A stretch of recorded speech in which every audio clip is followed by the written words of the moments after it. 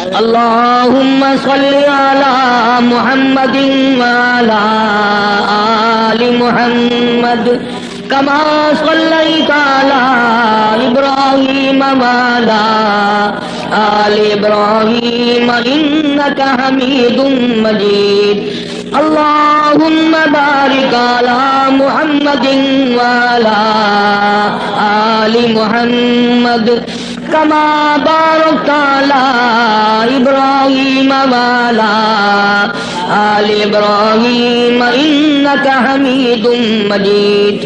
کہ یہ آیتیں جو اس وقت تلاوت کی گئیں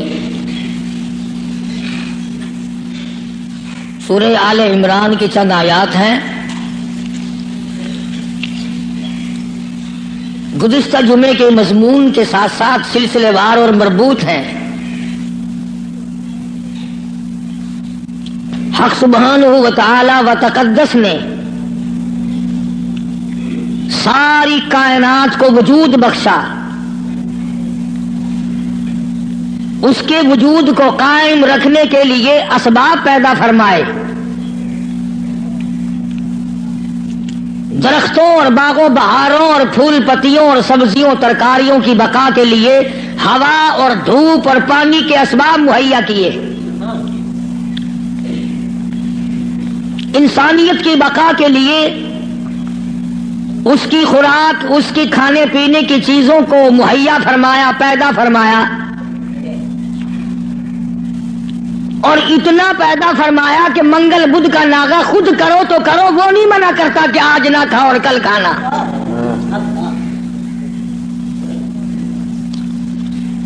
اسی لیے لوگوں نے منگل بدھ کے دن ختم دلوانا چھوڑ دیا. مولوی ختم پہ مسحور کی دال پہ آئے گا کیسے؟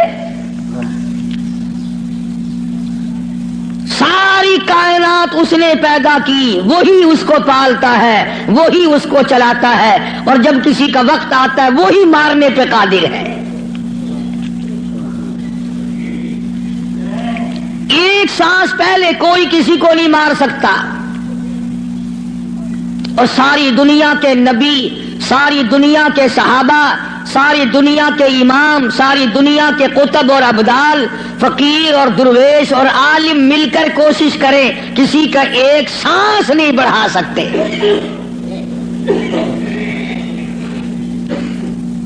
جو وقت معین فرما دیا رب العالمین نے، نہ پہلے موت آ سکتی ہے اور نہ ایک سانس تک زندہ رہ سکتا ہے. خداوند عالم نے جب موت و حیات والا مسئلہ اپنے اختیار میں رکھا، زندگی کا اور موت کا، مرنے جینے کا معاملہ اپنے قبضے قدرت میں رکھا ہے، تو نفع نقصان بھی اس کے سوا اور کوئی نہیں دے سکتا. نفع کا مالک بھی وہی ہے، نقصان کا مالک بھی وہی ہے. اب یہ تو ایک ہمارا فریب ہے، دجل ہے، ہیرا پھیری ہے، آگے بڑھ کر کہوں بے ایمانی ہے کہ اگر نقصان ہو جائے تو خدا کی طرف سے ہوا، منافع ہوا تو فلاں پیر نے کر دیا یا ہم نے کیا.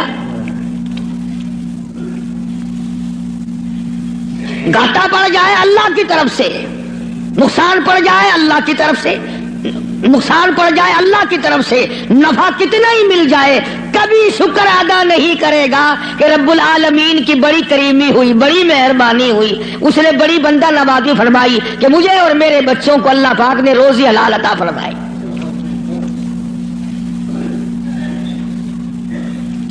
جب یہ ساری چیزیں اسی کے قبضے قدرت میں ہیں تو مشرکین مکہ نے آ کر مدنی کریم صلی اللہ علیہ وسلم کے سامنے ایک بات کہی ہے. اللہ اکبر. کہنے لگے تو ہمیں اپنا دین بتا، تیرا دین کیا ہے؟ جیسے یہاں بیٹھ کر دو چار آدمی بات کریں نا تو اشاروں میں اپنے لوگوں کو کہا کرتے ہیں یہ جڑا بندہ ہے نا گال پیا کردا یہ معلوم ہوندا پھریا ہویا بندہ ہے. مطلب یہ ہوتا ہے کہ بے دین دا بندہ ہے، بے فرقے دا بندہ ہے، کوئی اور طرح دا بندہ ساڈے مطلب دا نہیں. مشرکین مکہ سارے اکٹھے ہو کر سامنے آئے مدنی کریم صلی اللہ تعالی علیہ وسلم کے. اور آ کے کہنے لگے تو رات دن کچھ پھری پھری باتیں کرتا ہے، کچھ اور طرح کی باتیں کیا کرتا ہے، تیرے دین کا ہمیں پتہ کوئی نہیں چلتا، تیرے ایمان کا پتہ نہیں چلتا، تیرے اسلام کا ہم کو پتہ نہیں، تیرے مذہب کا پتہ نہیں، ہمیں دین بتا۔ آواز آئی قل، میرے نبی کہو فرماؤ، یا ایھا الناس، او مکے والو، او مدینے والو، او عرب والو، عجم والو، ساری دنیا کے انسانوں، عربیوں، عجمیوں، کالو، گورو، پڑھے ہوئے ہو، ان پڑھو، بوڑھو، جوانوں، عورتوں، مردوں، فرمایا یا ایھا الناس، اے لوگو۔ اللہ پاک فرما رہے میرے محبوب یوں فرماؤ، یا ایھا الناس ان کنتم فی شک من دینی،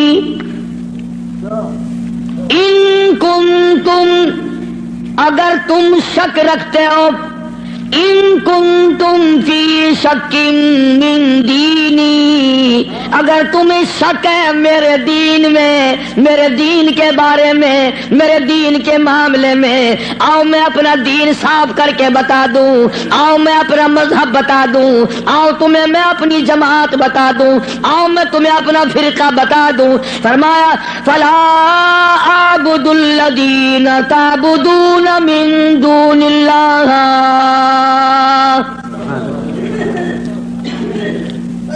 یہ ہے میرا مذہب،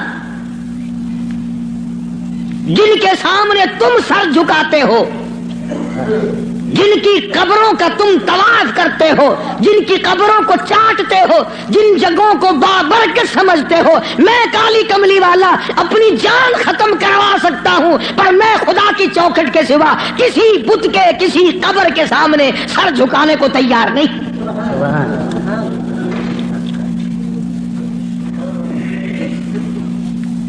سرکار مدینہ صلی اللہ علیہ وسلم نے ابراہیم علیہ السلام کی قبر کے سامنے سر نہیں جھکایا، تم ننگوں کی قبروں کے سامنے سر جھکاتے ہو۔ مدنی کریم صلی اللہ تعالی علیہ وسلم نے اسماعیل علیہ السلام کی قبر کے سامنے سر نہ جھکایا، یعقوب علیہ السلام کی قبر کے سامنے سر نہیں جھکایا، یوسف علیہ السلام کی قبر کے سامنے سر نہیں جھکایا، موسیٰ علیہ السلام کی قبر کے سامنے سر نہیں جھکایا، اور آپ صاف صاف فرما دیا فلا اعبد الذین تعبدون من دون اللہ، میں ہرگز ہرگز کسی اور کی عبادت کرنے کو تیار نہیں، میری ساتھ لڑو، میری ساتھ جھگڑا کرو، او مکے والوں میں تم سب کی مار کھانے کو تیار ہوں، اپنے دین کا سودا کرنے کو تیار نہیں۔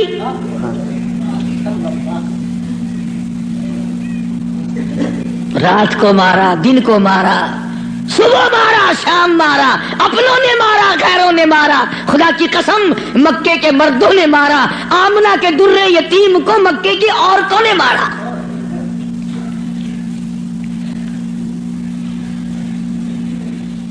اور کس کی عبادت کرتے ہو؟ کس کی پوجا کرو گے؟ کون ہے عبادت کے لائق؟ فرمایا میں تو عبادت بھی، سجدہ بھی، رکوع بھی، نظر نیاز بھی ساری اس کے لیے کرتا ہوں، ولیکن اعبد اللہ الذی یتوفاکم، فرمایا میں اس کو خدا مانتا ہوں، میں اس کو رب مانتا ہوں، میں اس کو مشکل کشا مانتا ہوں، میں اس کو حاجت روا مانتا ہوں، میں اس کو نظر نیاز کا حقدار مانتا ہوں، جو میری اور تمہاری موت پہ قادر ہے۔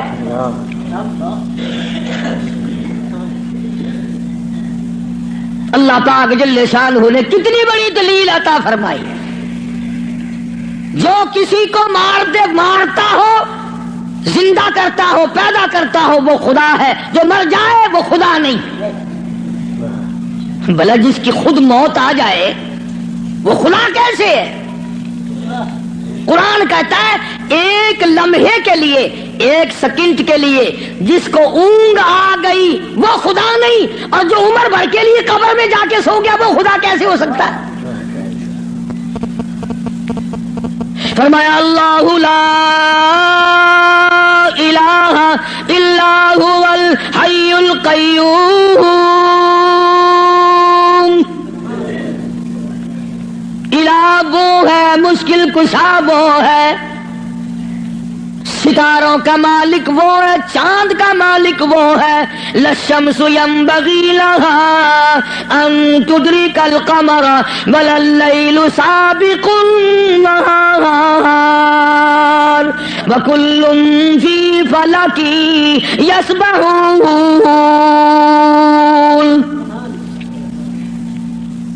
فرمایا کتنی مدت گزر گئی، چاند سورج کو گردش کرتے، کبھی ٹکر ہوئی؟ کبھی ایکسیڈنٹ ہوا؟ رات دن کو کتنے دن ہو گئے چلتے ہوئے، کبھی تک آپس میں ٹکراؤ تصادم ہوا؟ تو ارشاد فرمایا محمد عربی صلی اللہ علیہ وسلم کی زبان سے، اللہ پاک نے، کلام خدا ہے، زبان مصطفیٰ ہے، حکم خدا کا ہے، زبان کالی کملی والے کی ہے۔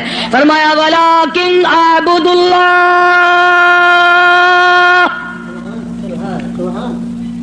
میں اس کو حاجت روا مانتا ہوں، میں اس کو مشکل کشا مانتا ہوں، میری بگڑی بنانے والا وہ ہے، اجڑوں کو بسانے والا وہ ہے، اولاد دینے والا وہ ہے، اولاد دے کر کے لے لینے والا وہ ہے، تخت و تاج عطا کرنے والا وہ ہے، اور تخت پہ سے اٹھا کر پھانسی پہ لٹکا دینے والا وہ ہے۔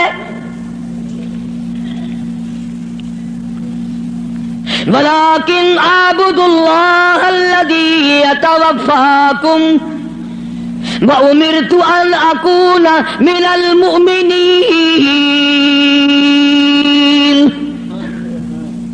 مجھے حکم ملا ہے کہ میں سب سے پہلے اس مالک کائنات پہ یقین کرنے والا بنوں، فرما برداری کرنے والا بنوں، احکام کو سنبھالنے اور عمل کرنے والا بنوں، سب سے پہلے مجھے حکم ملا ہے۔ وَأَنْ أَقِمْ وَجْهَكَ لِلدِّينِ حَنِيفًا وَلَا تَكُونَنَّ مِنَ الْمُشْرِكِينَ۔ فرمایا کہ مجھے حکم ملا ہے میں اللہ سبحانہ و تعالیٰ کی طرف منہ رکھوں، منہ رکھنے کا مطلب یہ کبھی اس سے نہ بگاڑوں، اس کے مقابلے میں کبھی کسی کو حاجت روا نہ جانوں۔ اچھا ایک لفظ اور سمجھ لیں، اگر آپ کی سمجھ میں یہ باتیں بیٹھ جائیں تو انشاءاللہ تا زندگی کام آئیں گی۔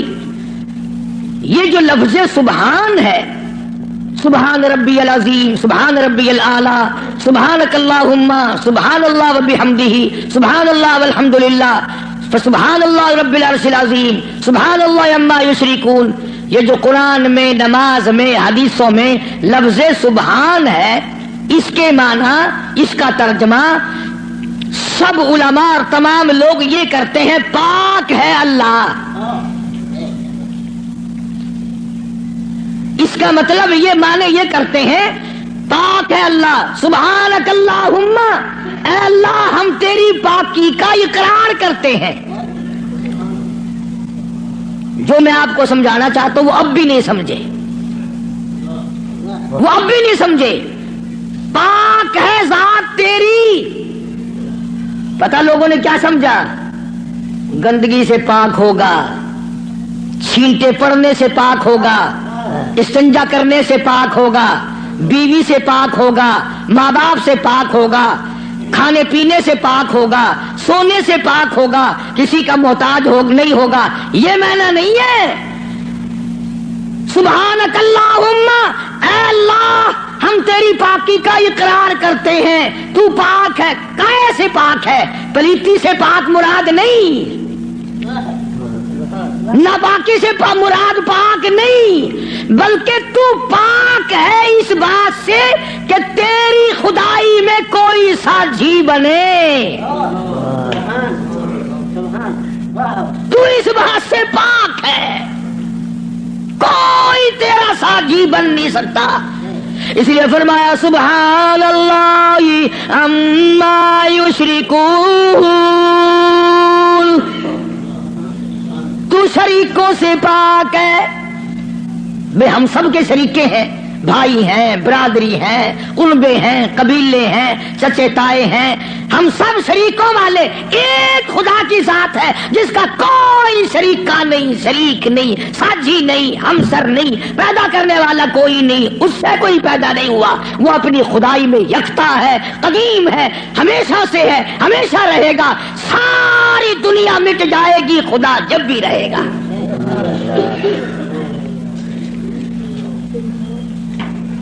لوگ سبحان اللہ کا معنی یہ سمجھتے ہیں، سارے مولوی بھی سکھاویں اللہ کی ذات پاک ہے، لوگ یہ سمجھتے ہیں غسل خانے میں سے نہا کے نکلا ہوگا، پاک ہو گیا، پاک ہے۔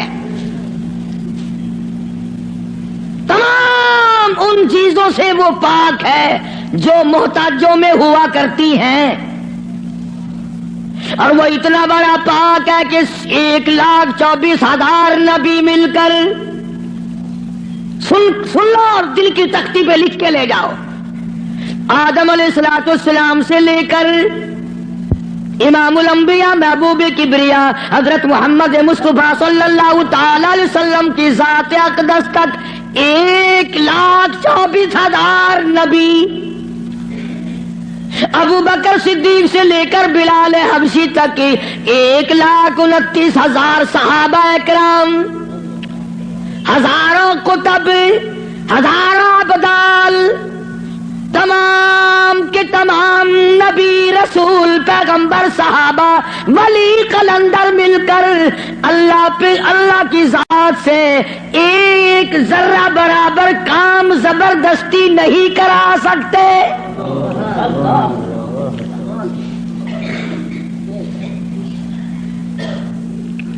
کوئی زبردستی نہیں کرا سکے گا۔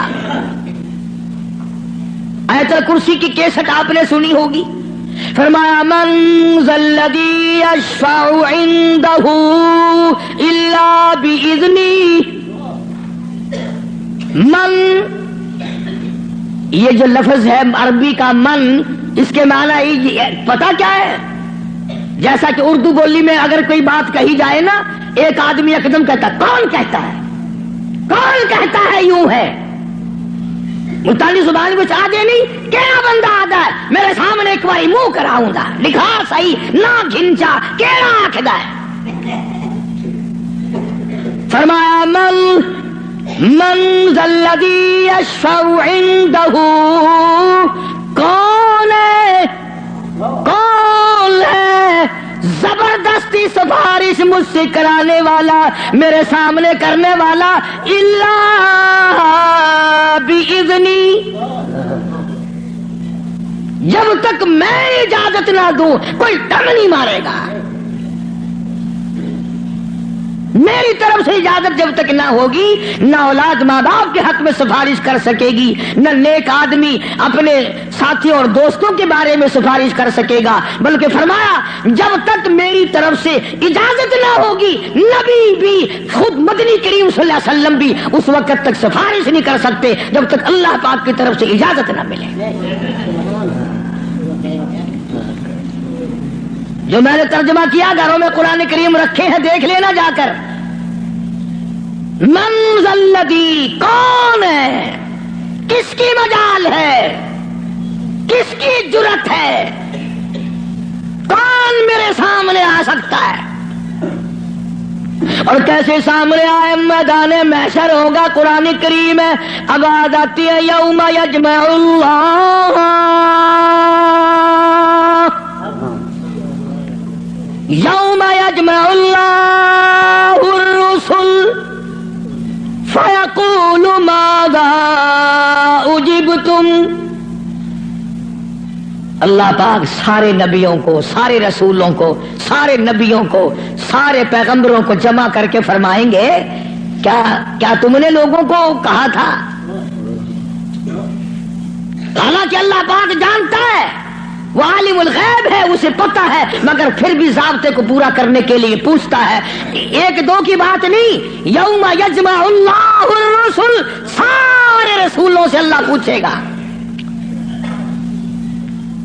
فیقول ماذا اجبتم، کیا تم نے کہا تھا خدا کے سوا ہماری پوجا کیا کرو، ہماری قبروں کو سجدے کیا کرو، ہماری قبروں کا طواف کیا کرو، ہماری قبروں پہ غلاف چڑھایا کرو، ہماری قبروں پہ دیے بالا کرو، ہماری قبروں پہ پھول چڑھایا کرو۔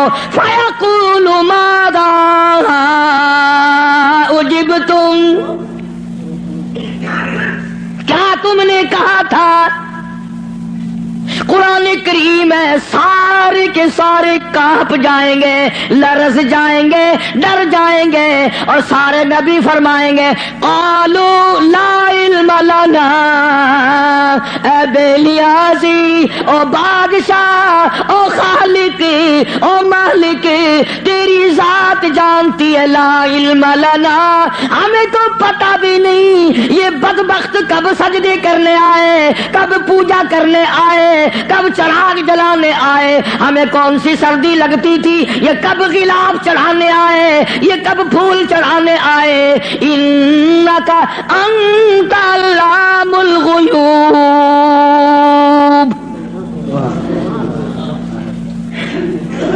اگر ہم کہتے میرے رب اور ہمارے پروردگار تیرے سے چھپی نہ رہتی بات، ہم نے نہیں کہا ان کو۔ اللہ سبحانہ و تعالی نے پھر آگے چل کر چند آیتوں کے بعد ایک ایسے پیغمبر کا تفصیلی ذکر فرمایا، سبحان اللہ، اللہ اکبر۔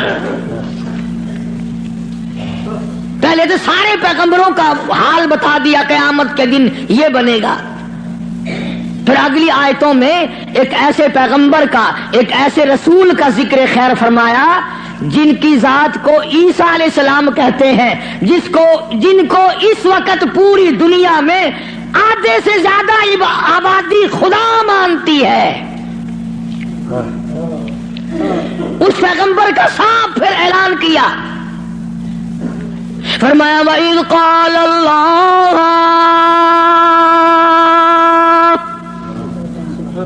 يَا عِيسَى ابْنَ مَرْيَمَ، او عیسیٰ علیہ السلام بیٹے مریم کے،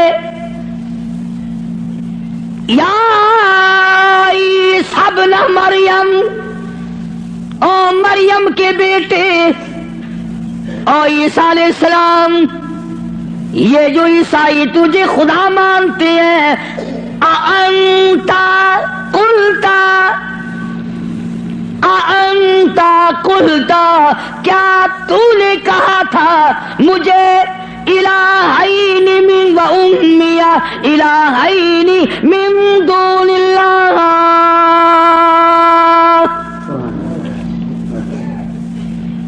کیوں جناب اے عیسیٰ علیہ السلام، کیا تم نے کہا تھا لوگوں کو کہ مجھے اور میری والدہ کو خدا ماننا؟ اب ایک کڑوی بات کہہ دوں، عیسائی ہے، ایک عیسیٰ علیہ السلام کو خدا مانتے ہیں، ایک ابراہیم علیہ السلام کو خدا مانتے ہیں۔ عیسائی تین خدا کو مان جائیں تو اسلام سے نکل جائیں، کافر ہو جائیں، اور ہمارے لیے چھٹی ہے، ہم ہزاروں خداؤں کو مانتے رہیں۔ الگ الگ تقسیم بنا رکھی، فلانا مرض پاک مائی ٹھیک کرے گی، آخر مچھلی گھن کے بنا ہے، اس پہ پاک مائی دی جا کے بنا ہے، انشاءاللہ خیر آوے سی، مچھلیاں دی جا بئی گولی کھڑن، ککڑاں دی جا بئی ہے، بکریاں دی جا بئی ہے، ساڈا نمبر آوے انشاءاللہ کٹے دا گوشت، ماں پیو دا ختم دیوانا ہوئے نا، اندازہ لگا، تماشا دیکھ کیا بنا رکھا ہے، الگ الگ جگہ بنا رکھی ہے۔ اولاد وہاں سے ملے گی، بادشاہت وہاں سے ملے گی، دکان میں برکت وہاں سے پڑے گی، کیا بتاؤں؟ اب عیسیٰ ابن مریم، اور عیسیٰ علیہ السلام بیٹے مریم کے، انتا، خدا کی قسم اگر تم عربی سمجھتے نا، عربی تمہارے کلیجے پھٹ جاتے۔ خدا نے یہ جو لفظ استعمال کیے نا یہاں انتا، بڑے جھڑکی والے لفظ ہیں، اور کیا تو نے من دون اللہ، میرے سوا. اللہ اکبر. اللہ پاک کے غضب کو، اللہ کے قہر کو، اللہ کے جلال کو انبیاء سے زیادہ کون سمجھ سکتا ہے؟ پیغمبروں سے زیادہ اس کے قہر کو کون جانے؟ عیسیٰ علیہ السلام تھرا جائیں گے، گھبرا جائیں گے. قرآن اب جواب کیا ہونا چاہیے تھا؟ کو اللہ کے سوا خدا بنا لینا. تو جواب یہ ہونا چاہیے تھا، نہیں جی، نہ صحیح، نہیں صاحب، میں نے ایسا نہیں کیا. اللہ اللہ. اب آتی ہے عیسیٰ علیہ السلام روئے، گھبرائے، بول اٹھے، فرمانے لگے قال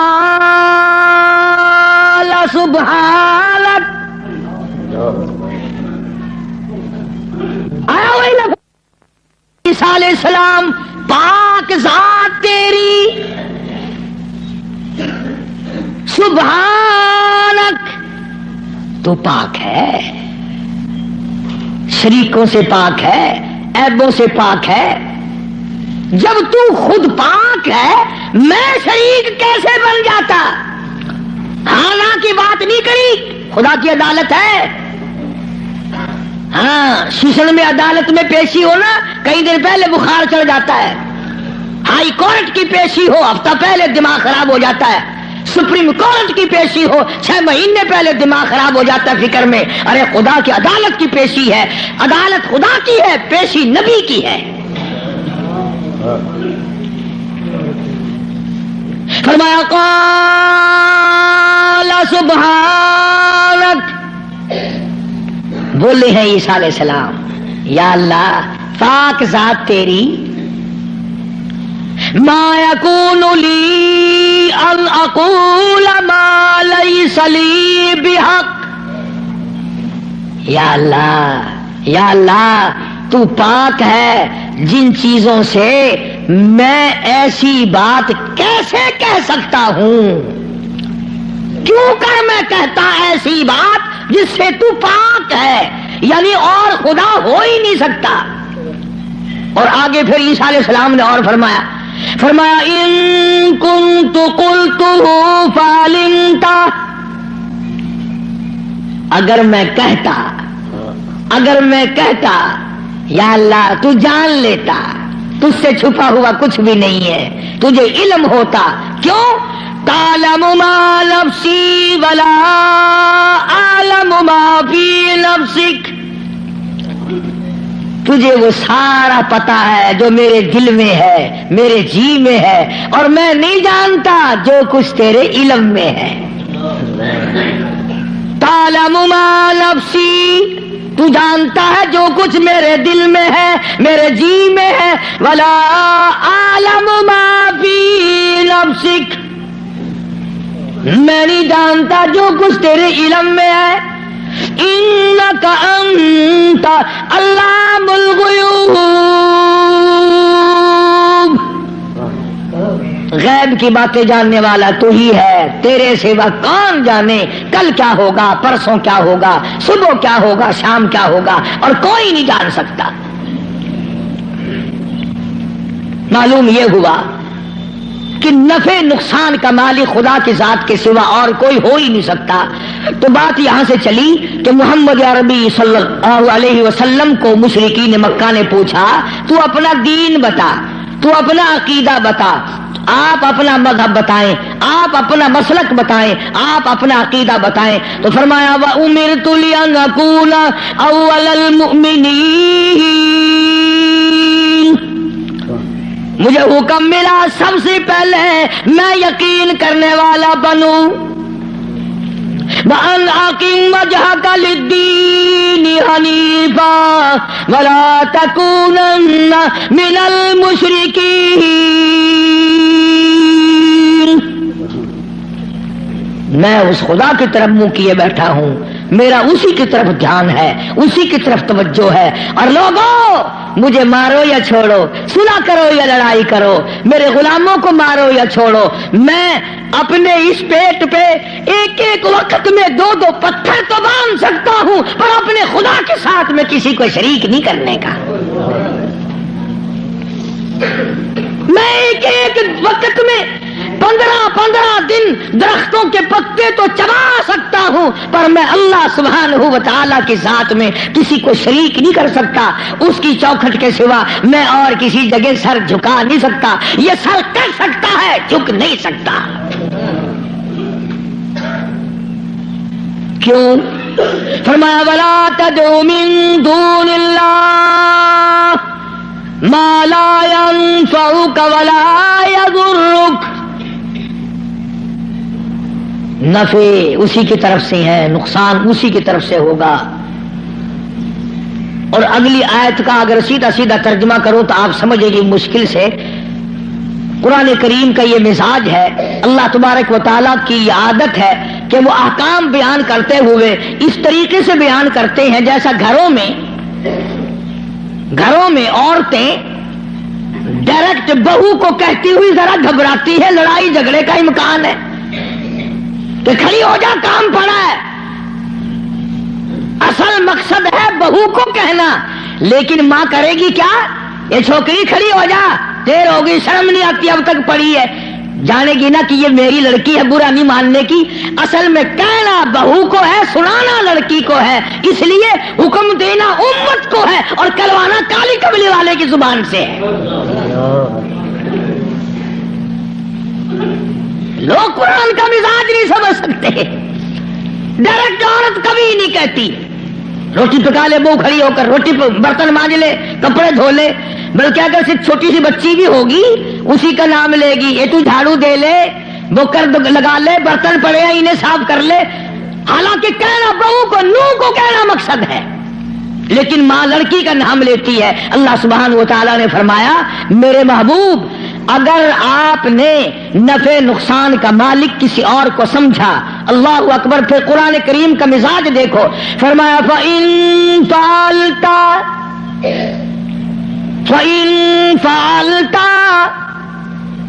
اس وقت ہو جاؤ گے تم، فَإِن فَعَلْتَ فَإِنَّكَ إِذًا مِنَ الظَّالِمِينَ۔ اگر کسی کو نفع نقصان کا مالک سمجھا، ظالمین میں سے بن جاؤ گے، راہ ہدایت تمہارے سامنے سے اٹھ جائے گا۔ اس لیے میں نے یہ عرض کیا، بڑی 11ویں، چھوٹی 11ویں، درمیانی 11ویں، پتہ نہیں کیا کیا بنا رکھا ہے۔ اصل قصور ہمارا مولویوں کا نہیں ہے جو بدعت نکالتے ہیں، قصور تمہارا ہے۔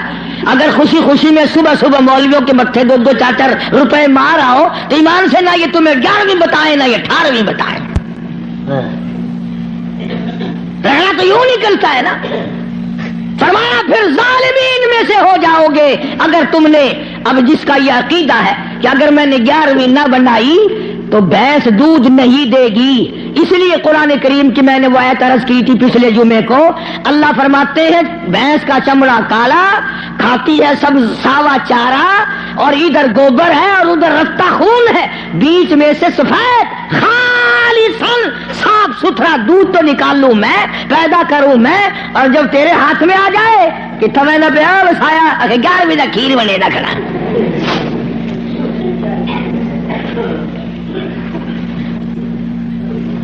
فرمایا یہ میں نے پیدا کیا ایک ایک قطرہ دودھ کا، ایک ایک قطرہ خالصاً۔ لوگوں نے یہ سمجھا پانی ملا ہوا نہیں ہوگا، یہ جو لفظ خالص ہے قرآن کریم میں، اس سے لوگوں نے یہ سمجھا ہوگا کہ خالص ہوگا بغیر پانی کا، نہیں، یہ بات نہیں، بلکہ اللہ پاک فرماتے ہیں پانی سے بھی پاک ہے، خالصاً میرے نام کے سوا اس دودھ کا ایک قطرہ پیدا کرنے والا کوئی نہیں، خالصاً ایک بوند دودھ کی میرے سوا کوئی نہیں بنا سکتا۔ اس لیے فرمایا وَيَمْسَسْكَ اللَّهُ، اللہ اللہ، سورۃ یونس کا آخری رکوع ہے، 11واں سپارہ ہے۔ دیکھا 11ویں کا ثبوت 11ویں سپارے میں۔ میں نے ایک مولوی صاحب سے پوچھا، میں نے کہا جی 11ویں کا کچھ ثبوت بھی ہے؟ آخر ہاں۔ میں کہا کتنے؟ اگر 11واں سپارہ نہیں کھڑا قرآن وچ؟ میں کہا ہے اکبر کی 11ویں ثابت تھی گئی۔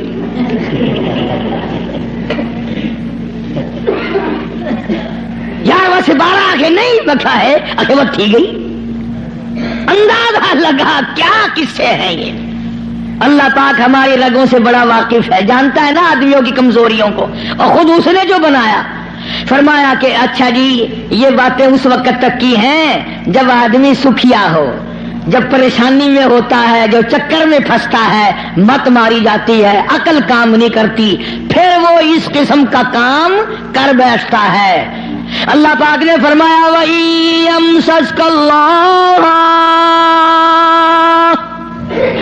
बिगुर्रिन फला काशिफ लहू इल्ला हू, अगर किसी को दुख पहुंचे, कोई चक्कर आ पड़े, कोई मुसीबत आ पड़े, कोई दुख आ पड़े, कोई परेशानी आ पड़े, इल्लाहु, मेरे सिवा कोई दूर करने वाला नहीं। कौन है? तेरा बुखार उतारने वाला कोई नहीं, तेरी बिगड़ी हुई बनाने वाला कोई नहीं, तेरी खाली झोली को भरने वाला कोई नहीं, तेरी खाली जेब को भरने वाला कोई नहीं, तुझ बेइल्म को इल्मदार बनाने वाला उसके सिवा कोई नहीं। फरमाया वो युरिदका बिखैरिन फला रद्दा लिफज़ली,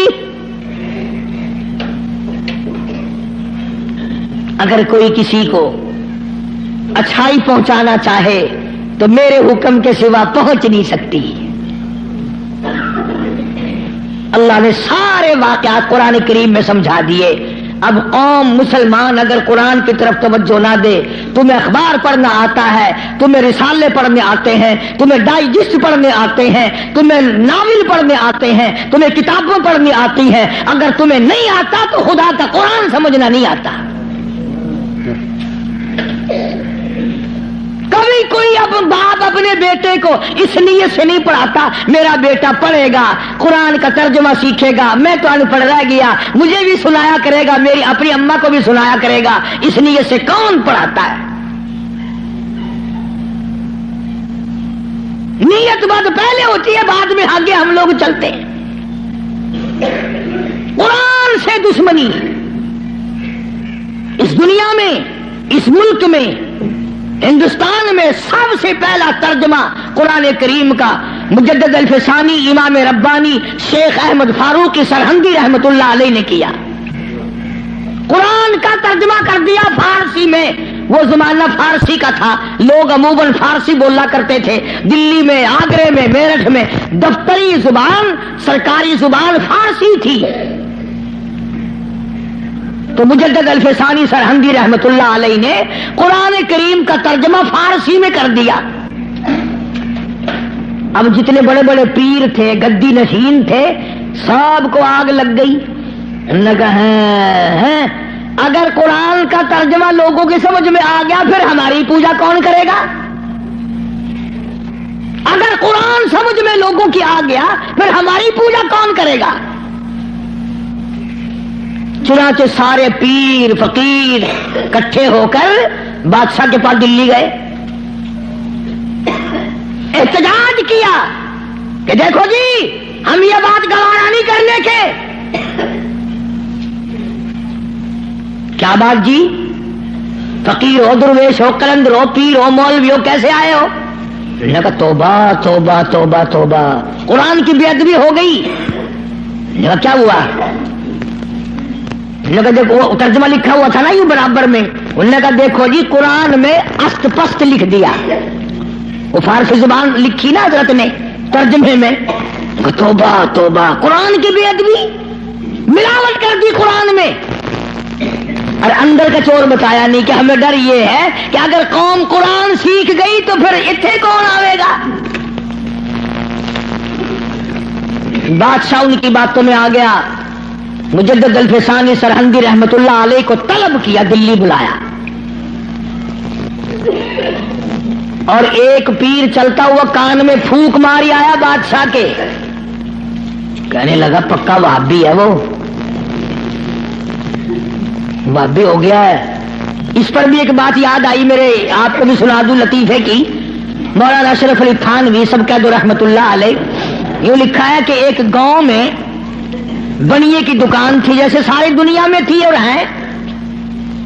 مولوی صاحب جو تھا امام مسجد، وہ سودا ادھار خریدا کرتا تھا، سبھی ادھار لیا کرتے تھے اس زمانے میں بنیوں سے۔ ایک دن بنیے نے ذرا گرم ہو کر کے مولوی صاحب سے کہہ دیا کہ جی وہ پیسے بہت دنوں کے ہو گئے، پہنچاتے نہیں ہو، کمال ہے تمہاری، لے لے کے کھا جا رہے ہو، دیتے نہیں ہو۔ مولوی صاحب ناراض ہو گیا۔ جمعہ جو آیا اس میں اعلان کر دیا آج کے بعد اس بنیے کی دکان سے کوئی سودا نہ خریدے، میں نے تحقیق کی ہے یہ بنیا وہابی ہو گیا ہے۔ اب لوگوں نے تو مولوی کا کہنا ماننا ہی تھا، سارے چھوڑ گئے۔ بنیا صبح بیٹھے، شام کو تھپڑ میں سے یوں ہی خالی اٹھ جائے۔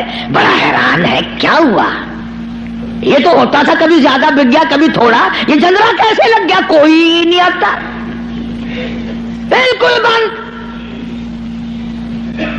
دو چار دن کے بعد اسے پتا چل گیا کہ مولوی صاحب نے جمعے میں اعلان کیا ہے کہ بنیا وہابی ہو گیا ہے، اس لیے سودا لینے کوئی نہیں آتا۔ بنیا بولنا ہو دیکھو کہاں ماری مولوی نے۔ اس نے سوچا چلو مولوی والے پیسے رہ جائیں گے، آئندہ کاروبار تو کرنا ہے۔ گیا اور جا کر کے ہاتھ جوڑ کے کہنے لگا مولانا وہ پچھلے بھی معاف کر دیے اور اگلا جو بھی لیا کرو میں پیسے نہیں مانگنے کا۔ بس اگلے جمعے کو مولوی صاحب نے اعلان کر دیا فلانے بڑیے سے سودا خریدا کرو، اس نے وہابی پڑے سے توبہ کر لی۔ مجدد الفسانی سرہندی رحمت اللہ علیہ سرتاج الاولیاء، بادشاہ کے کان میں ایک پیر کہہ آیا کہ وہ وہابی ہے۔ نے کہا اچھا دیکھ لوں گا میں۔ بلایا مجدد صاحب کو، اور کسی نے کہہ دیا تجھے سجدہ نہیں کرنے کا، وہ بادشاہوں کو لوگ سجدے کیا کرتے تھے، تجھے سجدہ نہیں وہ کرنے کا۔ تو اس نے کیا کیا، بادشاہ نے اپنے دربار میں ایک موری بنوائی، ایک دری بنوائی جس میں سے آدمی جھک کے گزرے تو گزرے ورنہ گزر ہی نہیں سکتا تھا۔ انہوں نے کہا چلو مولوی ہے وہ اکڑا ہوا، سجدہ تو کرے گا نہیں، باقی میری عزت تو ہوگی، اس میں سے تو جھکے گا نا، دری میں سے تو، اس دروازے میں سے تو جھک کے آئے گا، کم سے کم لوگ دیکھ تو لیں گے۔ بادشاہ کے سامنے مولوی بھی، شیخ احمد فاروقی، مجدد صاحب بھی جھک رہے ہیں، لیکن ان اللہ والوں کی عقل کو بادشاہ کہاں پہنچ سکتے ہیں؟ سبحان اللہ، اللہ والے ہوتے ہیں۔ جب وہ آیا نا موقع، موری آئی، وہ دری آئی، اور مجدد صاحب کو کہا کہ جی اس میں سے گزرنا ہے، بادشاہ اندر آپ کو بلا رہا ہے۔ مجدد صاحب سیاڑا آدمی، یوں دونوں پیر پہلے اندر ٹپا کے اور پھر یوں کر کے اندر گیا۔ سارا دربار حیران ہو گیا کہ یہ کیا ہوا بھائی۔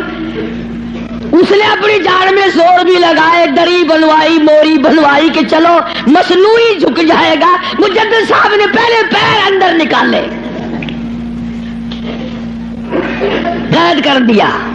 اللہ اللہ اللہ، ہاں قرآن کا ترجمہ جس نے بھی کیا مار کھائی، نبی نے کیا اس کو پتھر لگے، مجدد نے کیا اس کو قید ملی۔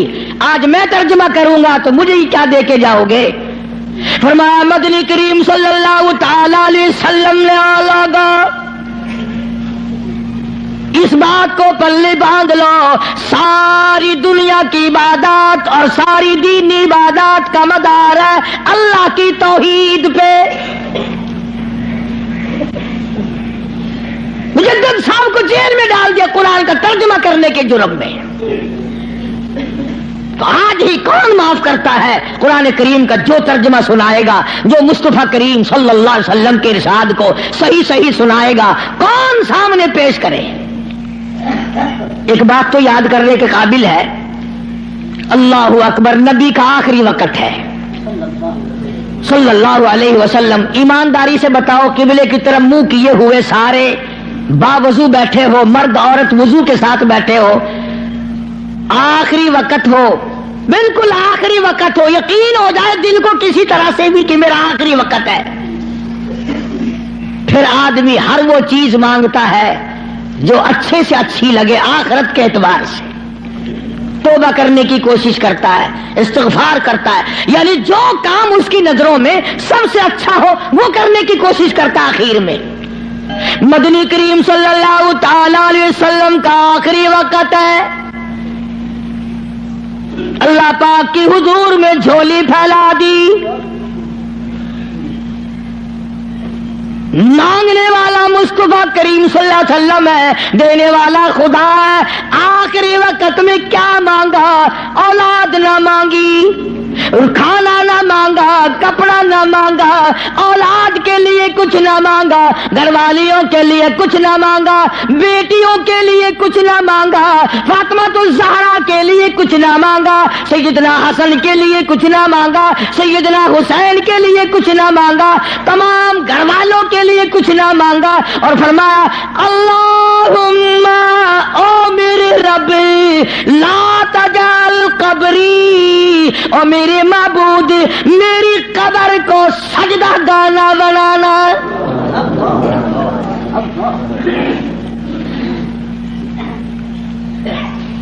دعا ہے امام الانبیاء، یہ جو جالیوں کے پاس کوڑا لیے کھڑے ہیں یہ کالی کملی والے کی دعا ہے، دعا۔ انہوں نے تو کہتے ہی رہنا تیری خیر ہوئے پہرے دارا، روزے دی جالی چم لین دے، ایک لگتا پٹخارا ہو گیا۔ ہوں 400 بندے کٹھے ہوئے، مدینے پاک اسی ملاد کرنا ہی کرنا ہے، انہوں نے پھڑ کے ٹھوک دیتے جیل وچ۔ مگر تسی اتنے مدینے پاک امام الانبیاء دا روزہ اتنے ہوئے، کالی کملی والے صلی اللہ علیہ وسلم دا روزہ مبارک اتنے ہوئے، حضور دے 10,000 جرنیل اتنے ستے پے ہومن، حضور دی 4 بیٹیاں اتنے ہومن، حضور دی 2 گھر والیاں اتنے ہومن، حضور دی 6 پھوپھیاں اتنے ہومن، اور جتھے خالی جیسے جرنیل سوئے ہوئے ہو وہاں تو بیٹھ کر میلاد کرنے لگا۔ لگائے ڈنڈے لاہور کی پولیس نے بھی، احتجاج کرو جی، اللہ کا دربار ہے، مصطفیٰ کریم صلی اللہ علیہ وسلم کا دربار ہے، اللہ کی اجازت کے بغیر اور میرے محبوب صلی اللہ علیہ وسلم کی منشا کے بغیر مکے مدینے میں کوئی قائم نہیں رہ سکتا۔ تو دعا مانگی اللہم لا تجعل قبری، یا اللہ میری قبر کو سجدہ گانا بنائیو۔ ہاں، اور بلکہ یہ تو اللہ میاں سے دعا مانگی، دوسری حدیث یاد آئی، غلط بات نہیں، قبر میں آخر میں نے بھی قبر میں جانا ہے، اللہ سب کو معاف فرمائے۔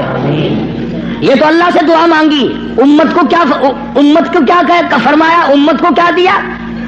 فرمایا لعن اللہ الیہود والنصارى، لعن اللہ الیہود والنصارى، یہود و نصارہ پہ خدا سے پھٹکار پڑی، اتخذوا قبور انبیائہم مساجدا، انہوں نے اپنے نبیوں کی قبروں کو سجدے کی جگہ بنا لیا تھا، اس لیے ان پہ لعنت آئی۔ امت کو یوں فرمایا اور وہ اللہ سے دعا مانگی۔